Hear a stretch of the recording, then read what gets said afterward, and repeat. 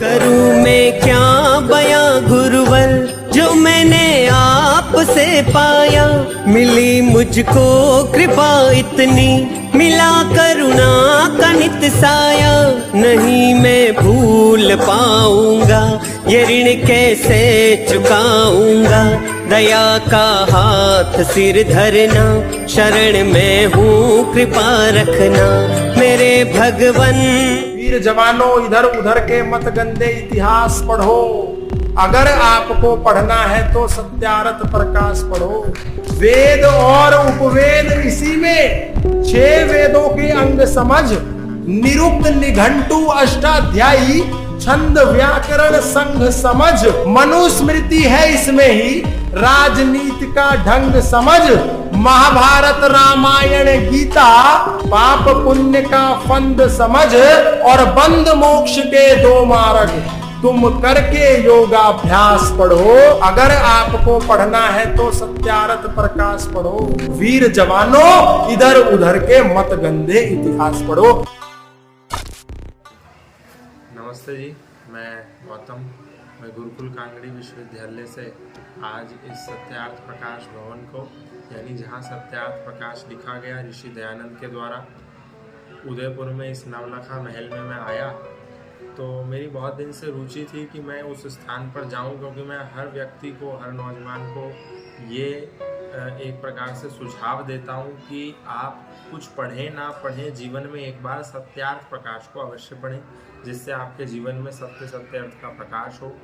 तो मेरी बहुत दिन से ये इच्छा थी कि मैं सत्यार्थ प्रकाश जहाँ लिखा उस दिव्य स्थान को, उस पवित्र भूमि को देखने जाऊं। लेकिन जो मुझे एक आशा थी कि सत्यार्थ प्रकाश जहाँ लिखा गया वो कुछ इस प्रकार होगा, उस आशा से कई गुना अधिक अच्छा स्थान मुझे लगा।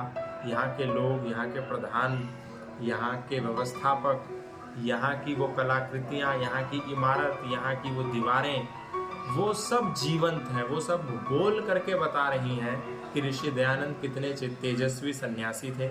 और ऋषि दयानंद ही क्यों, प्रत्येक वो व्यक्ति जिसका भारत और भारतीयता के निर्माण में योगदान था, वो प्रत्येक व्यक्ति यहाँ पर मौजूद है। बाबा साहब भीमराव अंबेडकर से लेकर के शिवकर बापूजी तलपड़े, जिन्होंने विमान शास्त्र की रचना करी, जिन्होंने विमान को उड़ाया। हमको तो यही कहा जाता है कि राइट ब्रदर्स ने सबसे पहले विमान उड़ाया, लेकिन शिवकर बापूजी तलपड़े ऋग्वेदादि भाष्य भूमिका, सत्यार्थ प्रकाश और वेदों को पढ़ने के बाद जिन्होंने सबसे पहले विमान उड़ाया, वो व्यक्ति शिवकर बापूजी तलपड़े थे, राइट ब्रदर्स नहीं थे। ऐसे बहुत सारे लोग हैं, किसी के साथ भी भेदभाव या नहीं किया है। भीमराव अंबेडकर हो, चाहे स्वामी श्रद्धानंद हो, चाहे मैरी कॉम हो, मिल्खा सिंह हो, और इधर आप देखेंगे गुरु तेग बहादुर, उनकी परंपरा को भी यहाँ सम्मान दिया गया। ऊपर आप देखेंगे महात्मा गांधी, भले ही उनके साथ कितने भी विवाद हो, कितनी भी बातें हो, लेकिन फिर भी उनको भी सम्मान दिया। आर्य समाज ने स्वामी विवेकानंद को भी सम्मान दिया। और हर व्यक्ति को आप देखेंगे, मैं बता नहीं सकता, बिस्मिल्लाह खान को भी सम्मान दिया है। सम्मान यहाँ सबको दिया गया है। अशफाकुल्लाह खान की भी यहाँ तस्वीर है, श्यामजी कृष्ण वर्मा जी। तो ये एक सामंजस्य का, एकत्व का, एकता का भी संदेश सत्यार्थ प्रकाश सदन, सत्यार्थ प्रकाश न्यास या सत्यार्थ प्रकाश जहाँ लिखा गया वो स्थान देता है। और सत्यार्थ प्रकाश भी इस बात का संदेश देता है, क्योंकि भूमिका में ही ऋषि दयानंद ने लिखा कि मैं किसी का शत्रु नहीं हूँ, जो बात सत्य है उसको यथा जस की तस मैं स्वीकार करता हूँ, और प्रत्येक मानव को करना चाहिए, झूठ को झूठ और सच को सच। इसीलिए ऋषि दयानंद पहले वो व्यक्ति थे जिन्होंने इस्लाम के बारे में टिप्पणी बाद में करी, ईसाइयत के बारे में टिप्पणी बाद में करी, बौद्ध, जैन, यहूदी, पारसी और कबीर पंथियों, दादू पंथियों के बारे में टिप्पणी बाद में करी। सबसे पहले सनातन धर्म में आई हुई कुरीतियों का खंडन और सत्य सिद्धांत का मंडन किया। आजकल के लोगों को सत्यार्थ प्रकाश इसलिए भी पढ़ना चाहिए, खासकर